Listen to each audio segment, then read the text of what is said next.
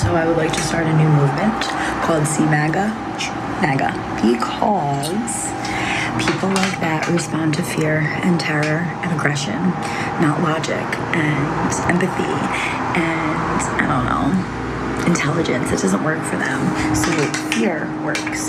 So if we all get our guns and use our Second Amendment right and our common sense, at this point this administration is begging us to rise up and revolt. And you see somebody with a MAGA hat, pew pew. That's what we do. That's the way. It's the only way. Put them back in their basements, make them scared again to be racist, homophobic, and terrible, just awful. Because I would way rather live next to immigrants than MAGA people. MAGA people deserve to be terrified and scared to walk in the streets because they should know that real Americans are going to kill them.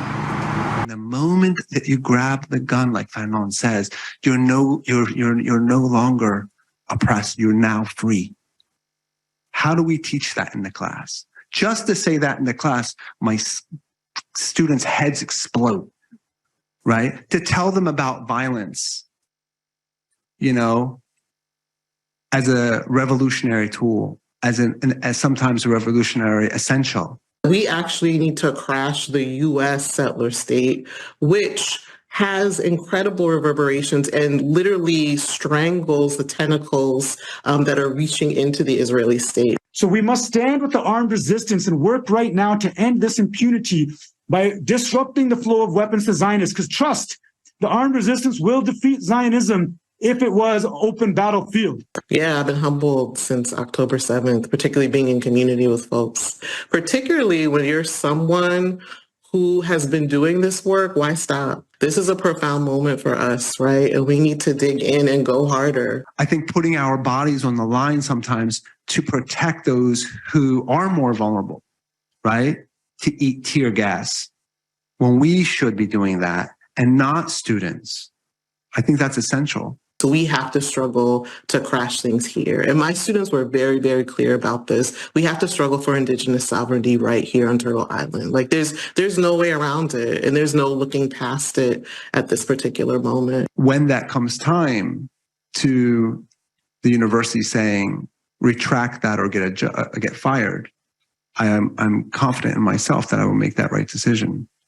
That is the point of being a guerrilla scholar. You know, I'm sure that you've been snitched on to the administration about the content in your courses. That has been something that has happened for me, and I don't know what our administration is going to do, right? I know the work that I have been doing. I know the work that I've committed myself to, and I'm going to continue to do the work, right? People missed out on the significance of what Hezbollah represented, right? Of what the Iranian Revolution represented, and they just fell into the imperialist ideological representation of those movements and forces that were challenging imperialism. Challenge what the settler state, the settlement of the University of Virginia that we're on, which is still a plantation and has all of its plantation artifice up, right?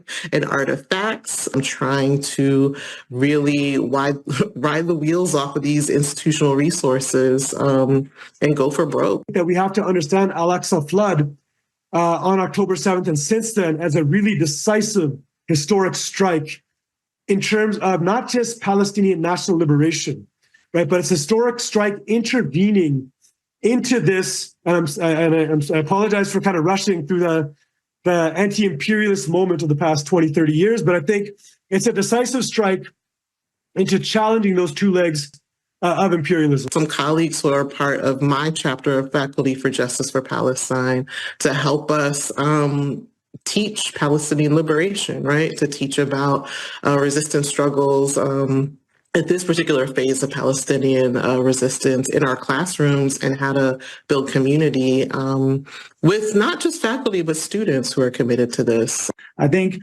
Hamas, what it represents, and not just Hamas, but the whole armed resistance movement, it represents a rejection and a refusal of an equation of force that leaves Palestinians dependent and eternally vulnerable, and having to distort and configure themselves to seek recognition and protection from their oppressors. So how can subjugated states, subjugated peoples elevate their struggle from that in a colony, in a one-to-one relation of overthrowing the immediate colonizer to overturning this broader imperialist world system?